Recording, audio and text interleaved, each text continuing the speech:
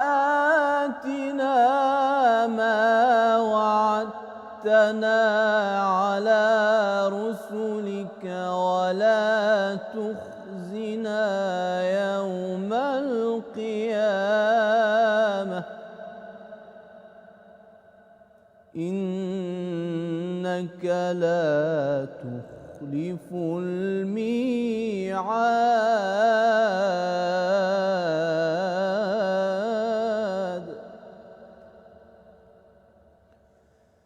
فاستجاب لهم ربهم أني لا أضيع عمل عامل منكم من ذكر أو أنثى بعضكم من بعض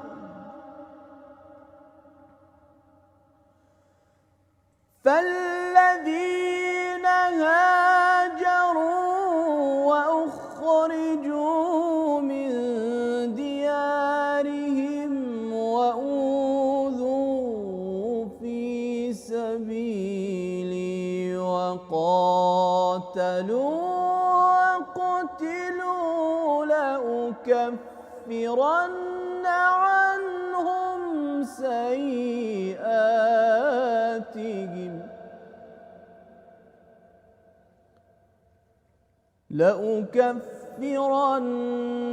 عنهم سيئاتهم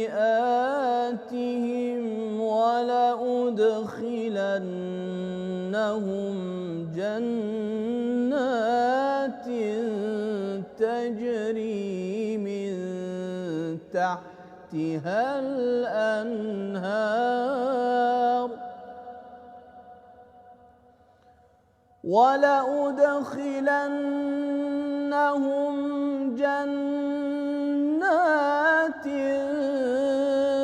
تجري من تحتها الأنهار ثوابا من عند الله والله عنده حسن الثواب. صدق الله العلي العظيم. MashaAllah, that was excellent. That was excellent. Be very You beautiful enjoyed it? recitation. Yeah. Yes, absolutely, MashaAllah. absolutely. It's always nice to hear the recitation of He the Holy was very Quran. good, mashallah. It's a blessing. It is Yeah, a blessing indeed, and I'm really looking forward to this section also. The du'as of Ramadan. Brother Ibrahim. Assalamu alaikum wa rahmatullah. Assalamu wa rahmatullah. How do you do, sir? How do you do? Alhamdulillah, how are you? Good to see you. Good, Good thank to see you. you. Welcome to the show again. Thank you very much. Thank you for having me once again. Always a pleasure. Always. Absolutely enjoying the wisdom that you're sharing with us, and helps to connect with these du'as. So this morning we're going to be discussing du'a for iftar. Yes, inshallah. So would you like to give us a bit of background, or perhaps recite however you... Inshallah, definitely. Generally, we are on the table. It's iftar time finally, after 19 hours. So I think unless you're in Australia. Unless you're in Australia. Yeah. No, even worse, Argentina. Apparently they have 8 hours or something. Really? Yeah, so maybe we should catch a flight there. Definitely. Now, is a beautiful way to start before your meal is by going to Allah subhanahu wa ta'ala. So I recommend the dua that we have is Bismillah ar-Rahman ar-Rahim. Allahumma salli ala Muhammadin wa ali Muhammad. Allahumma laka sumt wa ala rizqika aftart wa alayka tawakkalt. Bismillah. اللهم لك صمنا وعلى رزقك أفطرنا فتقبل منا إنك أنت السميع العليم.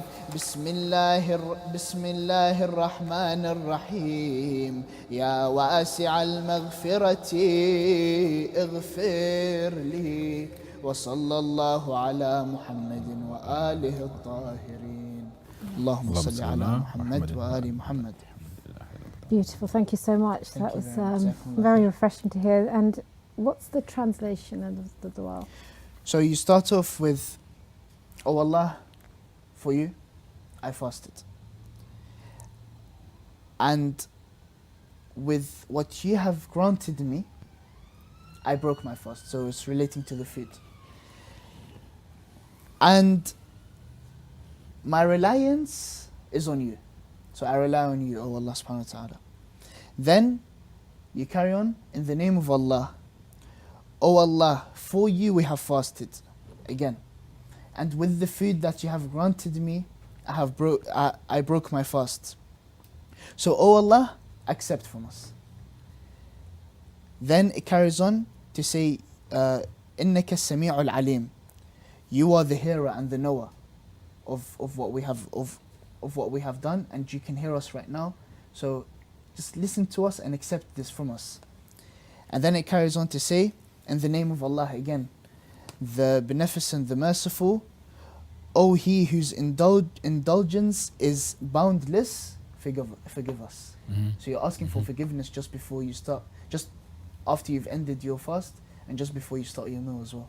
So much humility in that, isn't it? It's the gratitude, it's the acknowledgement of His power, and to say that we are sinful, whatever we have done, accept and forgive us. Even after finishing a fast, so that we don't get that. It's a nice reminder that, I know, hey, look at me, man. I just done a fast. And like I'm doing Allah a favor, you know, to remind yourself that, hey, you still need forgiveness, still 100%. Asking from the one that's the most generous. And I think even with these du'as, as you're reciting them, and we're so blessed to actually, hear them, that even in the school of Ahl Bayt, we have so much mercy through these du'as, because, when you look at other schools of thoughts and people, you talk to people, what do you recite when you open your fast? What do you recite when you close? And no one has these pearls. I think it shows the completion of our religion. Yeah, it does. Definitely, completion. So we have du'as that almost have to recite when you enter your house, when you leave your house, when you're about to start an exam, when you're anything you can think of, there's a du'a, there's a dhikr of Allah subhanahu wa ta'ala. I think that's very beautiful. Very, and we're so blessed. One of the things about the du'as, which I love so much about the du'as of Ahlul Bayt, is that they're like a classroom. So it's not just a prayer and a request for forgiveness or for blessing, but also the du'as that make you think about, okay, so it's teaching you the servant and the relationship with the Lord, and what one should ask for. And like there's a bit of theology and philosophy and all these different ideas that's compressed into this very short recitation. That's the teachers, aren't they? Indeed. They are our living examples of how to speak to Allah. How to live. Yeah. Definitely. So in terms of those people that, bless them for the long day, especially the northern hemisphere where we are at the moment, long fasts, and more blessings. Absolutely, definitely. But longer day, more blessings. I sometimes think about the manual workers that have to all day outside, and they must get this morsel of food. Like, I just need to quickly eat, but it's really important to give yourself this couple of minutes to actually acknowledge who gave you this food, and who gave you the tawfiq, isn't it, to go through. Do you know what? That is very beautiful, but I would add on to that something even more. Like we mentioned before, du'a is closeness to Allah subhanahu wa ta'ala. Now we are in the state of hunger and thirst. I think at this specific time we are closest to Allah subhanahu wa ta'ala. He saw our struggle. Maybe out of His mercy, and I would say maybe just because we can't say definitely, but if I was just a bit more confident, I would have said definitely, but maybe just by Allah subhanahu wa ta'ala looking at the struggle that this servant has gone through after this whole day, listening to his obligation that was given to him through the Prophet by Allah subhanahu wa ta'ala, maybe, just maybe, He'll say, "Do you know what? The servant of mine has gone through a lot. Let me accept this dua from him. Let me accept his prayers." And therefore we have in our recommendations, not only is it mustahab to recite this, but there are many other du'as. Not only that, you ask just before you start eating, ask your wishes to Allah subhanahu wa ta'ala. Ask Him. He'll grant you. He will grant you. You've gone through a lot of struggle. Allah subhanahu wa ta'ala, this is part of His mercy. And that in that time, it's very crucial, isn't it? It's that desperation to put that food in, give yourself the energy. And it's like when you complete your salah, they say that, you know, the one that gets up from his prayer without actually asking Allah for a hajat, it's like the seeds are scattered, and you don't, like a bird who can pick to eat, you don't pick those, and you just get up and you deny yourself that blessing that Allah is giving. So to utilize those moments, isn't it, before your 100%. fast? But I think in one of your previous mornings we spoke about the sincerity that's important. I don't know if you recall that dua that you would. It's quite a lengthy one, but it was talking about sincerity.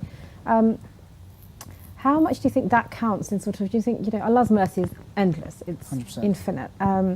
Do you think that's a crucial, critical sort of prerequisite to have when you're fasting? Is it sincerity of why you're doing it, or is it just, oh, I'm doing it because, you know, my mum will beat me, my dad will beat me? No, of course.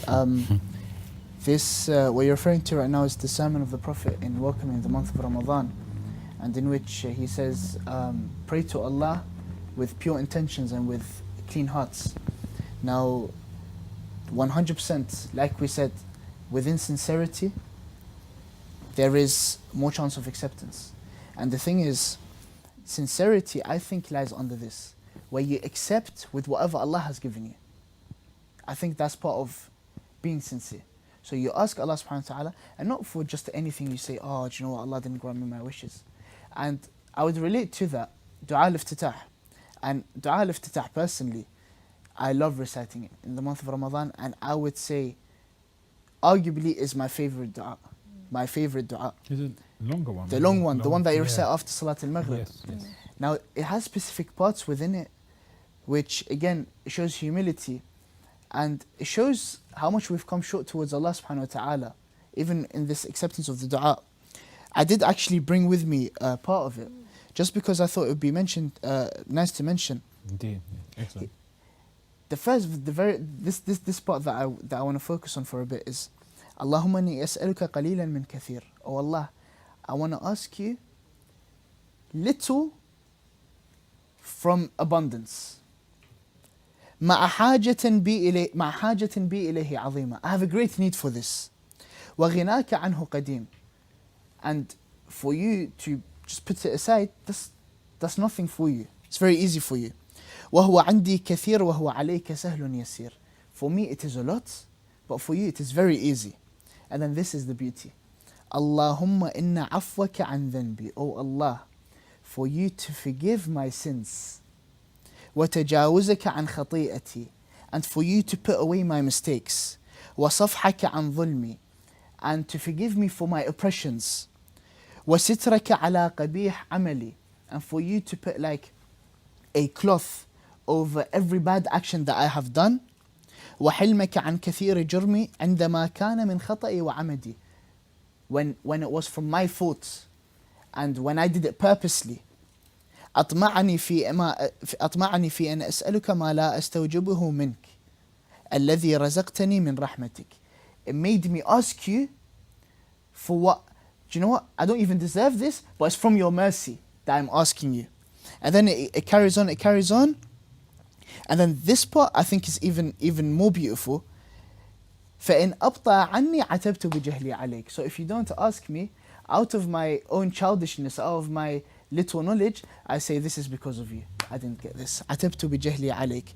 ولعل الذي أبطأ عني هو خير لي لعلمك بعاقبة الأمور. And maybe, just maybe, what made your answer come slower is out of your infinite knowledge that you have given me what is better for me.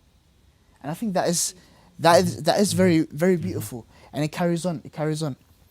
إنك تدعوني فأولي عنك. You call upon me and I run away from you. وتتحبب إلي فأتبغض إليك. And you come to show me love and mercy, and you know what? I reply with anger. And then وتتودد إلي فلا أقبل منك. And you show me more compassion, and I just turn my head away like that. So it's كأن لي التطاول عليك, and it's as if I have that chance to, I have the right to act like that towards you. فلم يمنعك ذلك من الرحمة لي والإحسان إلي. Yet that did not disallow you from showing me your mercy. Subhanallah. I just think it's. Thank you for bringing that. I think that's just sort of, I think, just gives a purpose of how we are supposed to think in this month. I mean, Definitely. Obviously, if you're reminding yourself every night of those du'as and you're reciting it, the connection that you have to Allah, that what are we? And yet He loves us infinitely. And His love, and if we recognize His love, even for a bit, and actually gratitude, then how much mercy more would He give us? Definitely. SubhanAllah. But thank you so much for that. Thank you very much. That's all we've Thank got you. time for today. Thank you. Jazakumullah khair. And inshallah, Yeah. keep us in your du'as. Inshallah, likewise, inshallah. We ask Inshallah. Allah to accept our du'as. Inshallah. Inshallah. So now we have time. Next up is Baraka Pearls with Dua Maksumi and the benefits of Ramadan. Assalamu alaikum, I am Dua Makhzumi and I am here to show you how the Holy Quran can improve your life. Allah says in this verse, if He has sent down the Quran upon a mountain, you would have seen it humbled and coming apart from the fear of Allah. And these examples we set to present to the people, perhaps they will give thought. Do you know the benefits of the holy month of Ramadan? Ramadan is the month in which the Quran was revealed, so that what better time we have to reconnect with ourselves with Allah subhanahu wa ta'ala through it. It was sent to mankind as a complete guide to guide us. Allah subhanahu wa ta'ala indeed has blessed us with this holy Quran, from guidance, from the dark into the light, for us to recite it and to learn from it. Now, what are the benefits of this holy month of Ramadan? Well, let's talk about how the Prophet Muhammad, peace and blessings be upon him, he has this khutbah, a speech specifically for the holy month of Ramadan. And every year I'm used to hearing it from my father.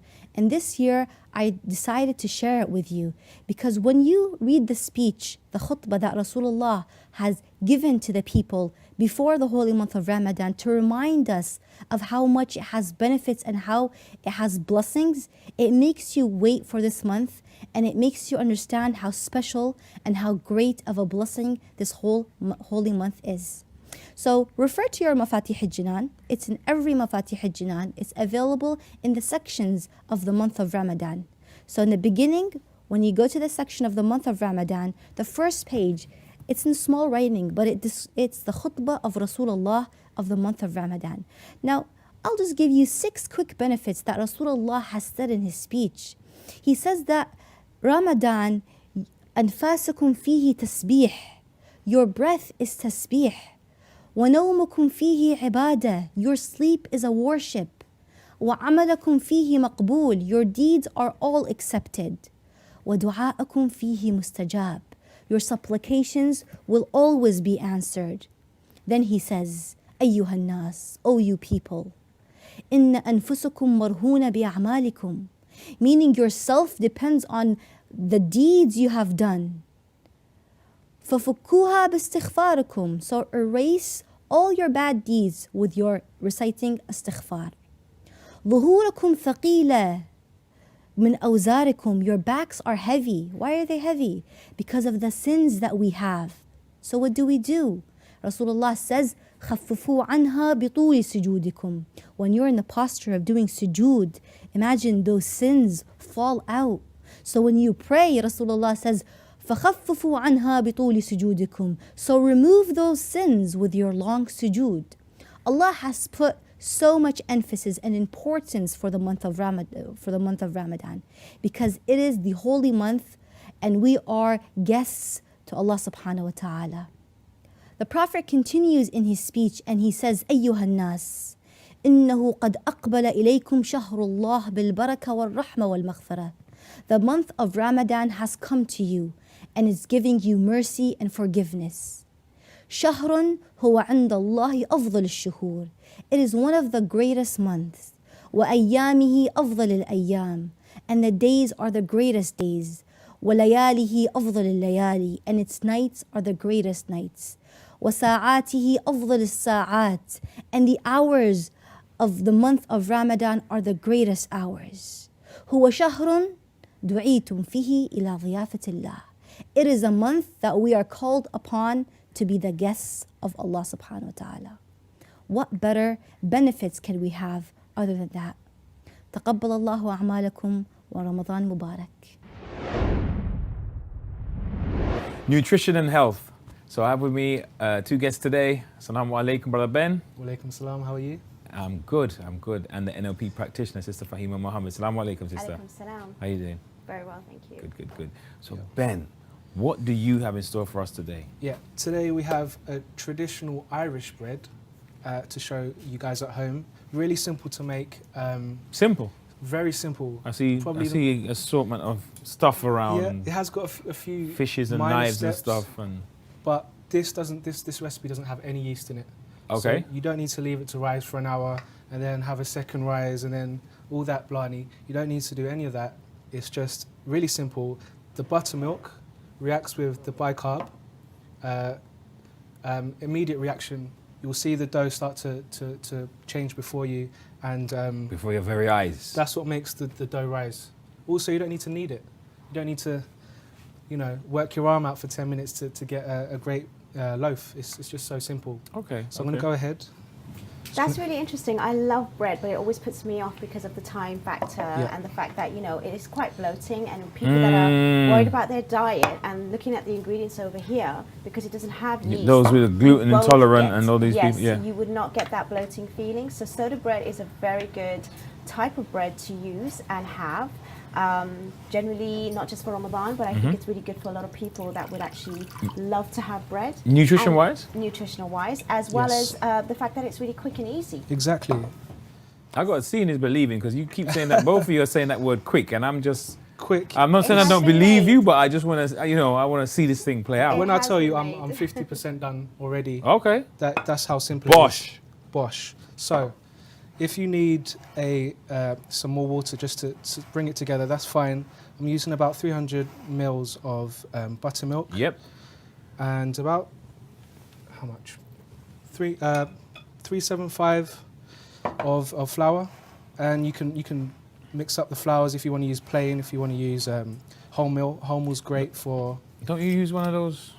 I'm not on the right path? No. Don't need a rolling pin for this. Okay. Really simple, just your hands and some elbow grease. So I'm just going to bring it together with my hands to create a ball, and that's going to be the basis for our loaf. A lot of people are afraid of having bread and they cut it down when it comes to their diet. But the thing is, again, it's about having the balance, and this sort of recipe is amazing for you to continue having what you love, but as a healthy option. Healthy. And, That's a good word, healthy. We like yes, healthy. Healthy option, as well as being very fast and efficient for you to even make first thing in the morning, to have the house smell of fresh, freshly made bread. It's just so You can't beat amazing. it. You cannot beat it. Exactly. And you don't add a whole load of sugar, because a lot of processed bread or high street made bread is full of Salt and sugars. sugar. Yes.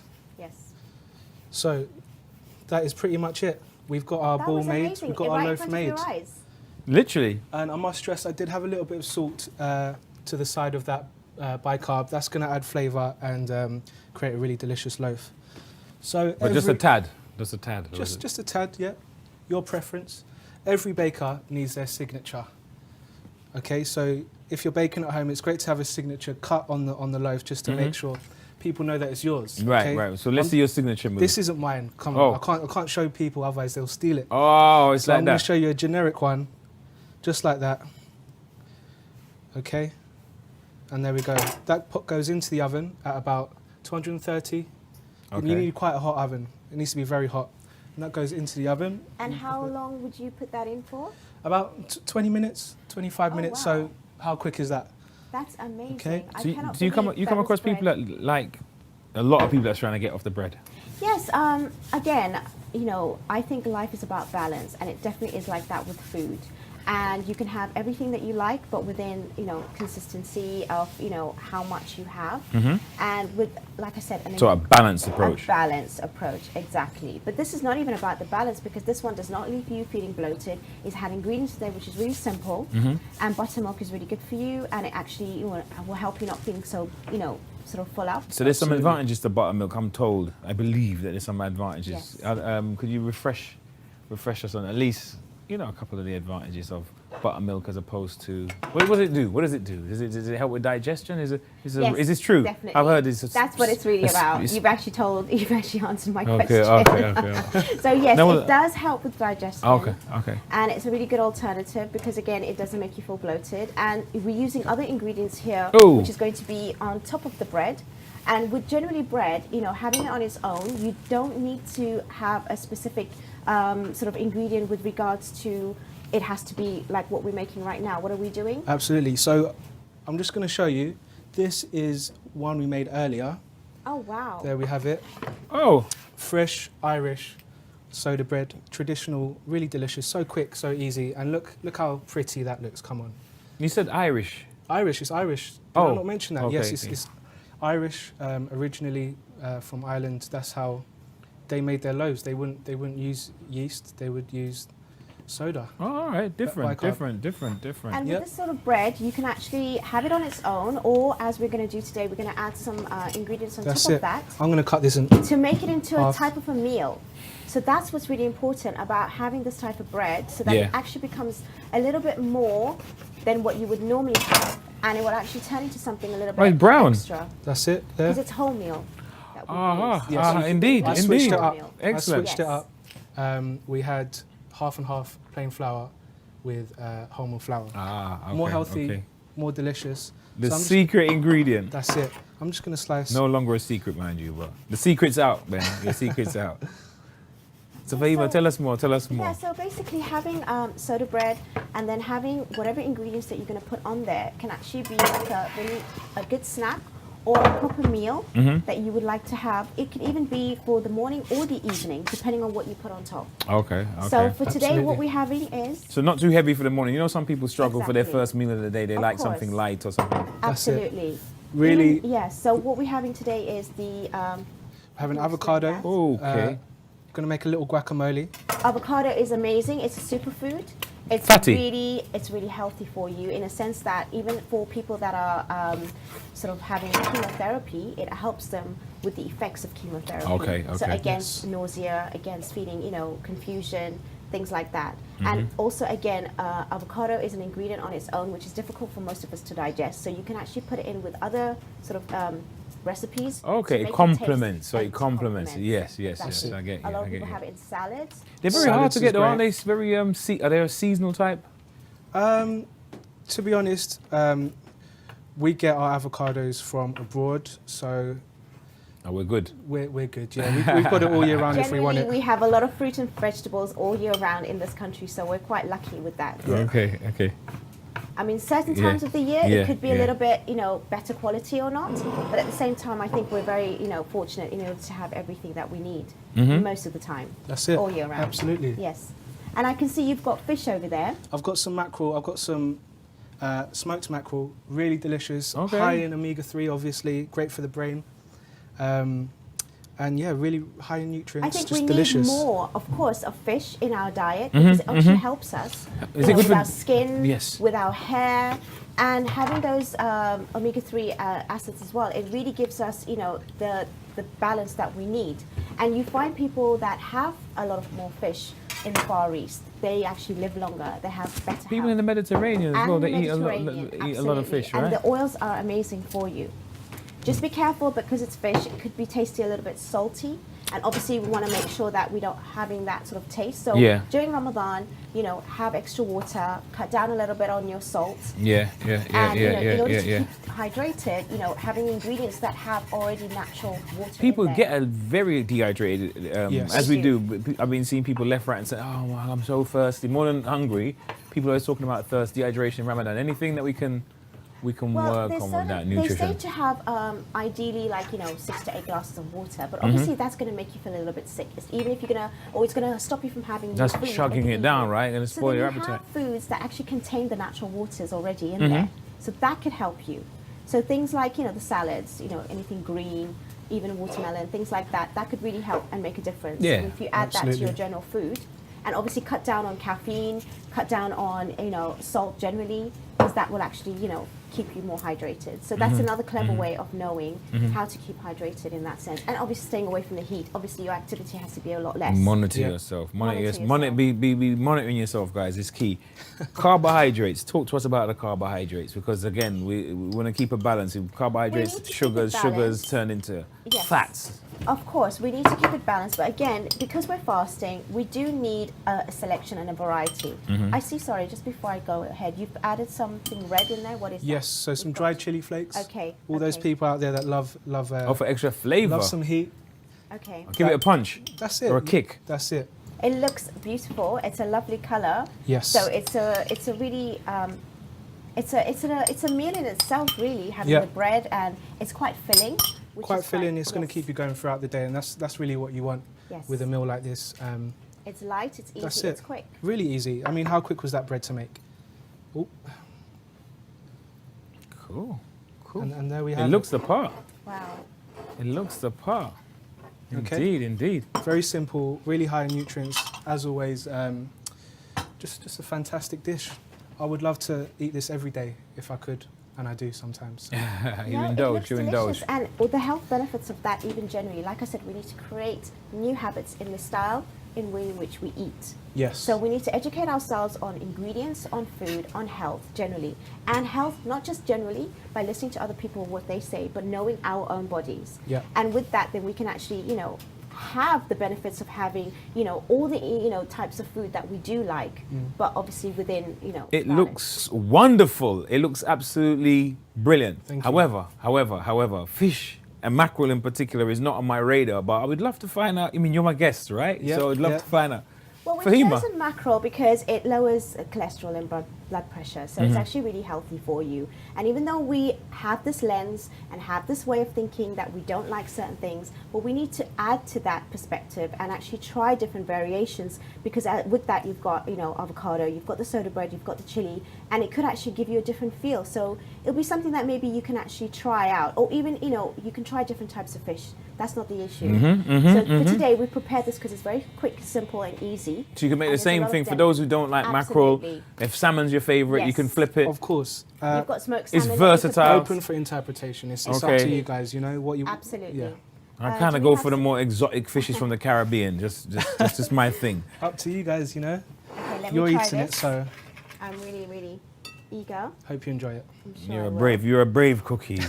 Oh, Taking yeah. one for the team, Fahima. Yeah, we like this. We absolutely. like Why this. We not? like this. It's very easy to cut into. And that's another thing about not using yeast. It makes for a lot just sort of less dodgy dough. So it's more of a crummy sort of texture. Ah. Because So- it even looks different than regular bread, It right? does, Like yeah. gooey type of elasticated Exactly. kind of bread. Exactly. I love this. And the fact that the chili gives that kick. And even though What hits you first? What avocado- hits you first? What hits you For first? me, it was the mackerel, All right. and then it was the chili, and that sitting on top of the avocado was great, because avocado on its own it's very difficult to sort of take for the taste, because it's not really a Can be taste. quite bland. Yeah. And the bread just gives it the perfect consistency together. And like I said, I could have that as a meal quite easily and be very satisfied. Okay. And I will probably be finishing that off after Great the show. feedback. Huh? Great feedback. No, that was. I mean, No, I love it. It does It's- look you can healthy. Really, it It does does have look a kick healthy. with the chili, and it's really beautiful. Good. Good. Lovely made. Glad you Thank enjoyed you. it. Is there any way that you could use the same ingredients and try and jazz it up? Say like to make I don't know if you want to make for some people with the children, mums with the children, Yeah. can they turn it into maybe design the bread into a bap or a kind of bun or something like that? Of So that course, there's of different course. I ways mean, of. The traditional way is panini or- as I showed you, but there's no point following rules here. If you want to do it differently, you're more than welcome. It's not going to change the taste of the bread or the consistency. If you want to shape it how you want and put some different designs in it, put some smiley faces in it for the children, why not, I'm just amazed that you can actually make bread this quick, this easy. So easy. That in a very seems healthy really form. quick. Yeah. And it's age old as It's well. really good. This isn't new cooking. This is really old school. So But you're bringing Yeah. it fresh and new to people that actually can make in their homes, which Yes. traditionally, it used to be done. But now, because of time, constraints, a lot of the time we don't feel we can cook from scratch. And most But people this don't is want to really buy good. bread. Most people, should I say, most people just want to quickly grab A loaf. a loaf Yes. as opposed to Yes. making bread. I grew up on homemade bread, and it doesn't take. The bread in the shop doesn't taste like homemade bread. So Absolutely. I'd encourage you guys to give it a try. make bread Um, once and you will never stop making You won't be bread. able to turn back, right? No. So we're coming. That's it. We're almost running out of time. But Fahim, I want to leave the last word with you in terms of food, nutrition, motivation, and the whole, you know, dynamic energy that you bring. Well, maybe I'll start with you. We have to open ourselves a little bit more. A lot of the times we are, you know, set in our ways. So let's try, you know, opening up ourselves to trying new ingredients, to trying out new ways of, you know, looking at food and actually tasting it. Because I mean, you know, especially with children, we encourage them to taste it, to try. And over the years and stages, even their taste buds change. So even for us, we should do the same. And just because we've done something, you know, for many years before that we've done for a long time, doesn't mean we cannot be open to it and actually increase in our health and awareness, and have more exciting food in front of us. Inshallah, inshallah. Thank you both so much. Thank you for Up having us. next, thank you. Up next, Sister Masuma Jaffa with Ramadan etiquette, prayer and dua. Wow, that was an interesting recipe, and with the short hours, it certainly feels like we can want to eat all that food, but honestly, I think our stomachs get quite full. But thank you so much, Brother Bilal. That's an interesting recipe, and inshallah we will be making that at home. Right now we have continue with our Ramadan etiquettes, and I'd like to welcome Sister Masuma. Assalamu alaikum. Walaikum assalam wa rahmatullah. How are you? Alhamdulillah. Good. Thank you. How about yourself? Inshallah. Thank you so much. Yeah, I'm fine. Thank you. So in terms of our discussion today, we're going to be talking about the prayers and the merits of this benefiting this holy month. And really, we obviously have our daily wajib prayers that we perform every day. How can we increase the benefits? And really, although we can do numerously, you know, there's many prayers that are recommended every night to do between Maghrib and Isha. What are the benefits of sort of increasing our namaz and salah that we do in the month? So we have the nawafil, which you know, you've got the ones that are in between the salahs that you can recite, and then obviously the nawafil for Salatul Layl and then Salatul Layl itself. What that does, we have in hadith that the nawafil actually compensate for the if we haven't got the salah to the level it should be at. Right, I see. The nawafil will actually then come in and help bring it up and supplement it.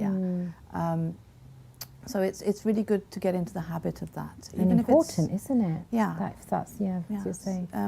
And even if we feel we can't do all of them, at least you know, sometimes I think people think that if they can't do all of them, they can't do they shouldn't do any. But again, with any mustahabat, it's better to do some rather than nothing. And also with the nawafil, you can actually give the qaza of it as well. And you can do it, you know, while you're walking, you know, while you're sitting in the car, as long as you know you're in wudu, and then you can do it via ishara as much as you know. So even if you can't do it on the musalla because you don't have time, even you're at your desk in the office, looking at your screen. No, but on the way to work, you know, and things like that. But I think it's really important to understand that this is the month where you up your game, spiritually. So you know you should be doing a lot more than you were, so that when the month finishes and you start lessening it, it doesn't lessen all the way back to what it was, but it lessens. So it's like a bell curve. So you know you start off here, and you sort of heighten it and go higher and higher and higher, and you reach a peak in my Ramadan, and then you come down, but you don't come down all the way to where it was. So you're still better off than you were before the month. So is it like looking at it like depositing into a bank account, that you're just building up, and there's so many blessings that are, you know, and they're multiplied in this month, so that we can just gain and remove our, you know, sins, ask for the repentance, and then build up our bank account, because we are going to obviously have our downfall in the year as we continued, aren't we? No, for sure. No, that's a beautiful way of looking at it. So I think it really works well. Okay. And when you're saying about sort of doing some of the nawafil, are you saying, so for instance, the Zohar Asr ones are longer and more? What if somebody couldn't fit the whole of them in? Could they start with two rakats, and then better you perhaps do build something up? than nothing. Okay. Even if you think, okay, I'm not going to do the Zohar and Asr one, maybe I'll just do the Fajr. Because we're probably going to be up till Fajr anyway. So maybe just do the 2 rakats before, you know, the Adhan of Fajr, then do the Fajr Salah, and then go to bed. And then, you know, between Maghrib and Isha, maybe you think, okay, you know what, I'm really hungry, I can't do 4 rakats between Maghrib and Isha, but I'll do the 2 rakats sitting after Isha, because that's only 2 rakats. So even if you're just doing some of them, it's better than not doing any at all. Okay, so is it better to start off with the ones that are associated with our wajib prayers, rather than in, say, in the holy month where we've got, I mean, even you've got Salat al-Layl, you've got, you know, and that's a regular one in outside of this holy month. But so, for instance, if there's one that's, you know, two rakats after, between your two prayers, for instance, is it better to sort of start on those, or is it better to, even if you can't do your regular nawafil ones in the year, to start somewhere in this month? Which one would you recommend? Whatever works for you. Again, I think the mustahab acts are there for us to connect to, as depending on our spirituality. Okay, so there's lots of mustahab acts. It's not just salah. There's lots of du'as that you could be reciting. The Holy Quran you could be reciting. And they all have sort of equal merits, or are they? They all have an effect on our soul, right? Which brings us closer to Allah. Okay. Now, depending on my soul, will depend on what I connect to. So, and it's different. It's not necessarily that I'll connect to this one thing and that's the only thing I'll connect to. It'll be different on a different day. So it's like sometimes I feel like pizza, sometimes I'll feel like, I don't know, biryani, sometimes I'll feel like pasta, whatever. It's different. Variety, you know? Yeah. It's the same sort of principle. So if I, for example, if I pick up a dua to recite and I'm not connecting to it and I'm actually turning the pages to see when it's finishing, then really I'm not getting anything out of that dua. Then I need to just close that dua, but not stop doing the ibadah. So if I've decided that I'm going to do ibadah, the dua would have taken me half an hour. 10 minutes into the dua, I realize I'm not connecting to this. Sure. I stop the dua, but then for the next 20 minutes to make it that half an hour, I do something else. So maybe I try reciting some mustahab salahs. Maybe I try reciting the Holy Quran. And you know, just connecting is what's important. Right. There's no point doing it if I'm not connecting. Okay. But at the same time, not using that as an excuse not to do it at all. Right. Do something and let your soul, because maybe that it's Pick nurturing, isn't it? And it wants that input from the spirituality of ibadah, but so don't deny your soul that. And you're allowing your soul to decide what it wants to connect to. So in the nights of Qadr, and there's, you know, the 100 rakats that recommended. You know, I know when the nights were longer, people would, you know, sit with their counters, and, you know, mashallah, some amazing people out there that, you know, can go through the whole night. What's the best way to do that? Is it good to do those sort of, you know, ibadah, or because you're counting and you think, well, I've done 100, that's amazing, or how would you? Again, it depends on if you're connecting. If you can do it with the presence of heart, great, do it. But if you're doing it as a tick box exercise, just counting and just, you know, okay, I'm doing it and that's it, there's no point. The other thing to remember as well is if I have qadha on me, although I can do a mustahab salah, even though I have qadha on me, it's not like fast. If I have a qadha fast on me, I can't do a mustahab fast, I have to do the qadha fast. But with salah, I can do mustahab salah. It is still recommended to ensure that I pay the qadha back first, because that is a debt on me. So, for example, instead of doing the 4 rakat nawafil of Maghrib, I could do a Zohor qadha I have on myself. For example, instead of doing the 100 rakats, I could do 6 days worth of qadha salahs. So that would be what, 6 times 17, which is 102. Yeah. So you know, I'm not using my brain right now. I'm going to count on your brain. So you know, what you're doing is sort of making sure that you're not only paying back your debt, but you're doing it. Instead of doing the mustahabat. So you're telling God, I would have wanted to do this, but because I have qadha on me, I'm doing that. And inshallah, then you would get the sawab of both. Because God is all merciful and all loving. So I think that's another thing to remember, that, you know, make sure that you try to pay off the debts rather than, you know, doing extra. But also when you're doing the extra, to ensure that I'm actually doing it with presence of heart. It's not just a tick box exercise. I think that's really, really important. How would you recommend somebody can connect with through their prayer, like really build on in this holy month, to, you know, really feel their prayer and not just feel like, oh gosh, it's time to do my, you know, how would you say? So I think it is easier to connect in this month anyway, because there is, you know, the spirituality is higher in this month. It's like when you go for ziyarah or Hajj, you know, it's much easier to connect. Isn't it? Yeah. So it is easier anyway. But the other thing I think we can be doing is maybe sort of, rather than rushing into the prayer, it's like, you know, I'd be cooking and then it's salah time and I'd just go and rush into the prayer. Just take just a few seconds just to sort of collect your thoughts, understand what you're going to do. You know, you're actually going to be standing in front of the creator of the whole universe. That's huge. Start off with adhan and iqamah. and say it loudly. Trying to get all your 5 senses involved in the prayer is really, really important. So maybe using, an attar, a fragrance of some kind, if it's perfume, attar, whatever it is, but keep that just for the salah. Again, that's beautiful, yeah. What happens is your mind, when it smells that fragrance, it automatically goes into salah mode. Yeah, associates with the salah. Exactly. Beautiful, yeah. So, so you're getting the sense of smell involved. Recite maybe just even a couple of lines of the Holy Quran. So again, you're getting your eyes involved, you're looking at the Holy Quran, in the salah you're looking at the turba, so again you've got a focal point, so you're getting your eyes involved. Say it out loud, so you're actually using your mouth to speak, you're listening to the words, the holy words of Allah. Start with adhan and iqamah. So again, you're not just rushing into the salah. A lot of the times we go, we pray, we come out, and before we know it, we've finished the prayer and we don't even realize that we weren't there. So it's just the whole adab and etiquette of actually meeting your Creator and being prepared. Is what you're saying. If you imagine, if we were given, an appointment to see the Queen, we would really prepare. Yeah. And I know when we give that example, people say, but we, if we met her 5 times a day every day, then we wouldn't prepare so much. But you do. It's like I think realizing who you're standing in front of. This isn't just anybody. This is the creator of the whole universe. And also, it's like, so say we have a busy day and, you've got so many distractions going on. And sometimes you just think, the Zohar prayers are such a blessing to be able to step out of your crazy world, chaos, and then just say, God, it's just you and me and that's it. And I don't want this, the chaos that people bring. Because obviously, mashallah, whether you've got children, colleagues, whatever it is, it's noise. And then the calmness, just to have that calm. And again, I think, if it's done correctly, it is actually really, really beneficial mentally to have that calmness, where we sort of just stop, because we're constantly on the go, and we're, there's so much input happening, and it's just that time where I'm just relax, just be there, just be present, and just talk to my Creator.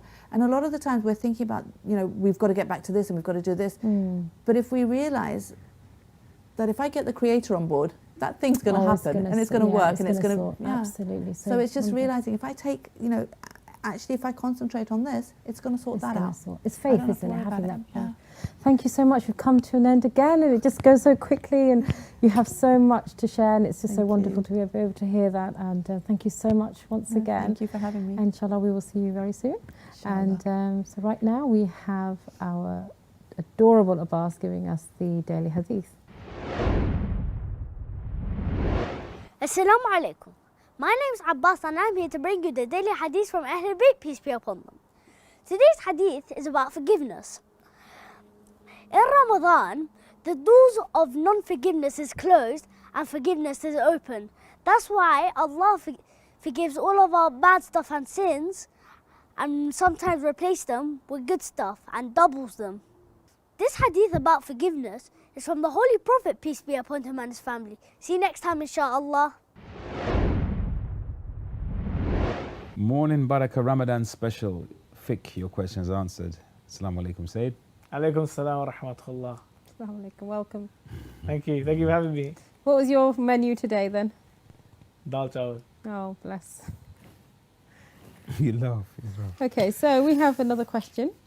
It's from a young adult in the UK. They say, Assalamu alaikum, in the month of Ramadan, I missed a few of my fasts, but I don't remember the exact number of days. Okay. How many days do you recommend me to fast? And my other question is, does taking an inhaler in the periods of fasting break your fast medically if necessary? Bismillah ar-Rahman ar-Rahim. According to the Grand Marja, Sayyid Sadiq Shirazi, may Allah prolong his life, taking an inhaler does not break the fast. You can take an inhaler, it's not a problem. For those brothers and sisters out there who have asthma, it's perfectly allowed, doesn't break your fast, doesn't invalidate it, you may continue. In terms of owing fast, and you're not sure how many you owe. It's a bit more tricky. It is best, well, I shouldn't say it is best because that means it's iffy, but I will say, according to the Maraja, and I've spoken to one of the scholars about this, he says that the amount that you are sure and certain of, you fast that many days. Now, if you think there's two numbers, there's a lower and a higher, as in, I know I miss between 8 and 10 days. I'm not sure if it's 8, I'm not sure if it's 10, but I can be certain it's between, it's one or the other. It's one or the other. Then you do the minimum. Oh, do the 8. Okay. Do the 8 days, and that should suffice. Okay. What about for those people who were not born Muslim, became Barak, and then embraced Islam? Do they have to make up their fast for being, the equivalent of, I don't know, somebody came Muslim when they were 50. Did they have 35 years? A man, does he have 35 years of? Yes, he does. No, I'm joking. He doesn't. No, he doesn't. No, don't be silly. When someone, joins Islam, he's purified, and he's not. It is not mandatory upon him to make up, the ahkam of previous. So the prayers, the fast, the zakah, khums. That's not mandatory. Mm-hmm. If the brother would like to do so, there's yeah. definitely, because it shows a bit of sincerity, and inshallah Allah subhanahu wa ta'ala will reward you, but it's not mandatory upon him, no. And what about medication generally, the rulings around? So people obviously try to have it at Sahoor time, if they can last them through the day, once a day, but what about other types that perhaps people aren't so aware of that could actually invalidate your fast? I mean, all medications will invalidate your fast in terms of tablets. You're not allowed to take any tablets of such. Injections, yes, you are allowed to take injection for medicinal purposes. That is allowed, according to Sayyid Sadiq Shah. Not injecting water in your arm to hydrate you and stuff like this. No, not that. But maybe, if a diabetic, wants to inject himself with insulin, he can keep the fast and inject himself with insulin. That's okay. Mashallah. According to Sayyid Sadiq Shah, that's fine. The only injection which is now, I think it's called enema, I believe it's called. That's not allowed. That will invalidate the fast. Otherwise, other injections are allowed. And why would that invalidate the fast? Well, it's on the terms of the water being able to go back into the stomach. Okay. Along those lines, that's why it's not allowed. Mm-hmm. Very, very interesting. So people who, for instance, had fast to make up last year, for instance, and were meant to make it up in the year and never got, because maybe due to health, and then aren't able to fast this year due to the same health issue, do they have to have their cut-off point? Do they what happens with their fast from last year? Do they continue them, or we discussed this on one of our on another show on the Imam Hussein TV3. So we discussed that if you aren't able to make up your what is owed to you, what you owe Allah subhanahu wa ta'ala, what do you do? There are other things. I mean, there's you can pay kafara. It's not really a kafara, because a kafara is a penalty. This is more of an alternative or a substitute. Okay. Because you were ill, it's not that you've got a penalty to pay. Yes. It's more. It differs. There's a substitute, as in you can fast again, or you could feed 60 people. You give a month, which is just about 750 grams, I believe, of rice or wheat or raisins or dates.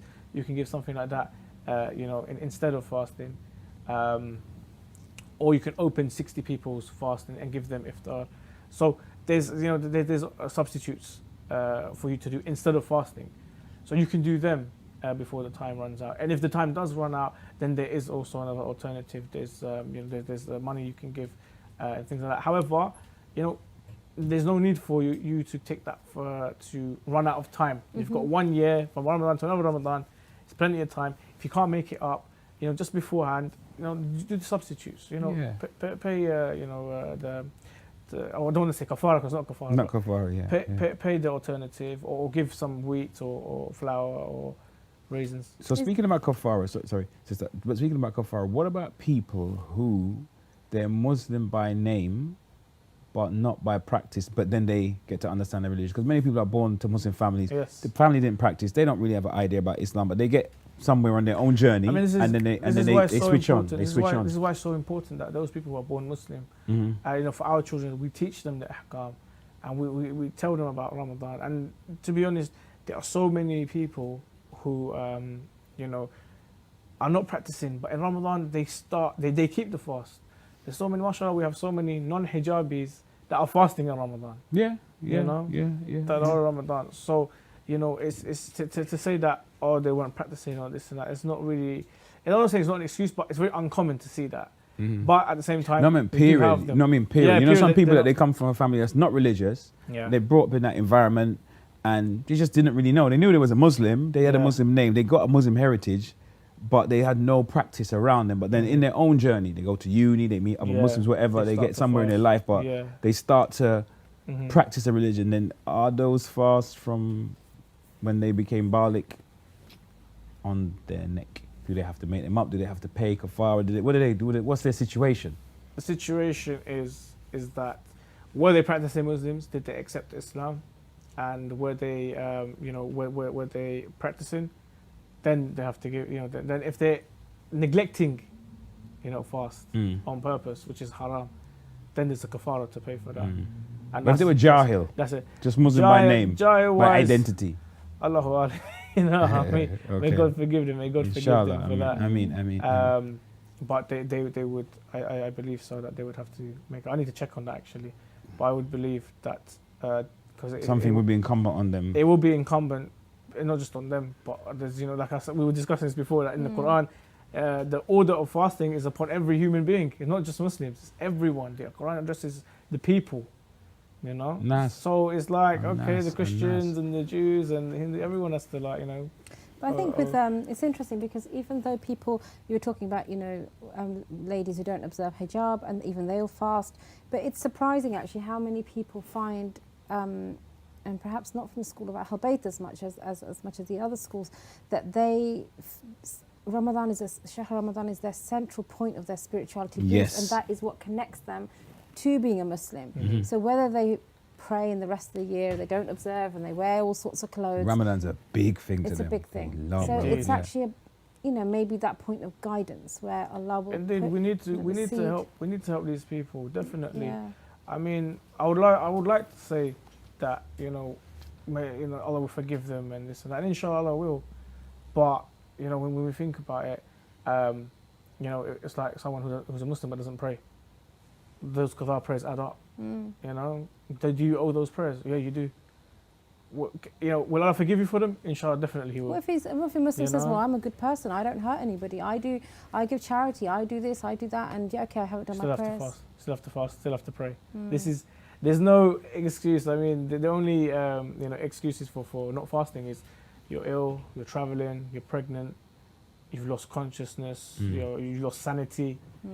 That's it, really. Because we're living in a strange time now. We're living in an era where there's probably the most Muslims living in the Western world, or compared to in past times. And I don't know if people are losing their identity, or some people are developing their own brand of Islam. I mean, I watched a TV show once where there was Muslims all together, and everybody went to make salam. One woman said, "Well, I don't really, I tend to just go away for quiet meditation. I'm not really into all that. So I have my own connection with God. So it's good you lot doing the Jama'ah and that, but I'm gonna go and sit in another room." That's excellent. I mean, that's excellent. There's nothing wrong with that. However, we have Rasulullah sallallahu alayhi wa sallam. And what was his role? Or to tell us to go meditate in a room? No. He is the example. He is who we copy to, we aspire to become like. He taught us, and he taught through action. So if Rasulullah sallallahu alayhi wa alayhi did it, we have to do it.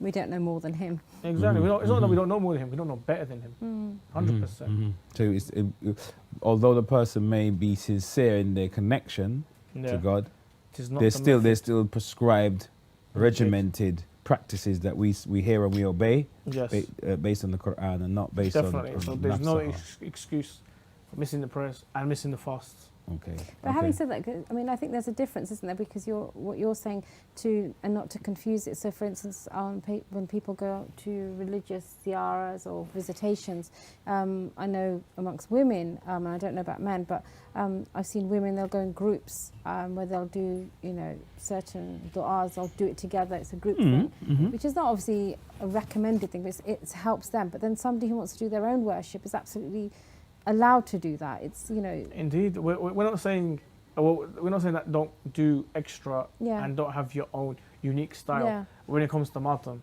we know that Pakistanis do it a little different from the Iranians, we do it a little different from the Arabs, we do it a little different from the Africans. We have our own styles and we have our own identity and we have our own methods, and there's nothing wrong with that. However, there are certain things prescribed by Allah subhanahu wa ta'ala which we have to do in accordance with Rasulullah. And you can't choose something else as your alternative. Like, say, for example, something that says, when people do salat, I go and do matam because that's my closeness. Exactly. Like, you're just doing an alternative. Exactly, and it's like if you know, like, if you go to Hajj, there's certain things you have to do. Yeah. You can't make up your own Hajj and say, well, I'm not going to even do tawaf. I'm just going to, like, you know, stare at the at it, or you know, you can't do that. No, it's an interesting one, definitely. So any other tips before we finish? Tips, okay, first of all, if you do miss your fast, please write them down somewhere. Have a tally chart or whatever, God forbid you have a tally. But better than forgetting, even use a notebook in your phone, just write them or down something. somewhere. If you can't complete them by the whole year, there is an alternative. There's a substitute that you can do. So it doesn't mean that you have to fast. You can pay money or do something else like that. For those who were in a state of jahiliyyah and were Muslim, knew about it, may Allah forgive you. But if you can try and pay back. If not, go see your local scholar or ambassador of your marja and organize something. And get some sort of diagnosis and prescription of what to do in that situation. For but sure, it is something And just finally, in terms of when you want to feed people and you've got to make up fasts, who would you recommend would be the best source to give that to? Good question. I would like to say, give it to whoever's easy. So, go to your local mosque and sponsor an iftar. But let's be honest, there's people out there who need it more. Who are definitely needy. Who are needy and need it more. It doesn't have to be a Muslim, does it? Just a needy person. Exactly. Poor, miskeen is miskeen, right? Yeah, miskeen is miskeen. But in terms of fasting, it has to be Muslims. Okay. In terms of fasting, but in general, no. For charity purposes, no, it can be anybody. I stand corrected. Thank you. And sometimes it's even cheaper to go abroad and feed people abroad. But that should be the incentive. It should be to feed the people. No, if it's cheaper and they're more needy, you're killing two birds with one stone. There. Bosh. So, So you can basically just go to charity, renowned, somebody you trust, and somebody back home in your villages. Yeah, definitely. Whether it's Pakistan, Afghanistan, Iraq, Africa, and any third world country where people are starving. Okay. Muslims are starving, definitely. All right then. Thank you so much. Thank you for having me. And inshallah you have a blessed day. I will do my best. And please remember us in your du'as. I will definitely remember you. Please remember me in your du'as, inshallah. Thank you so much. That's all we've got time for. And we wish our viewers a blessed day too. Keep us in your du'as.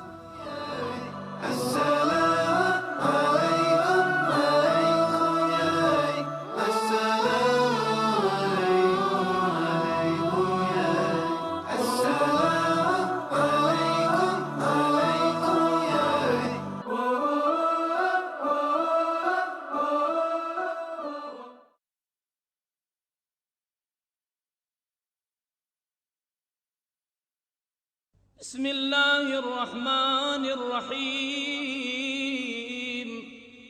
فلو اطلع اليوم على ذنبي غيرك ما فعلته ولو خفت تعجيل العقوبة لاجتنبته لا لأنك أهون الناظرين إلي وأخف المطلعين علي بل لأنك يا رب خير الساترين وأحكم الحاكمين وأكرم الأكرمين.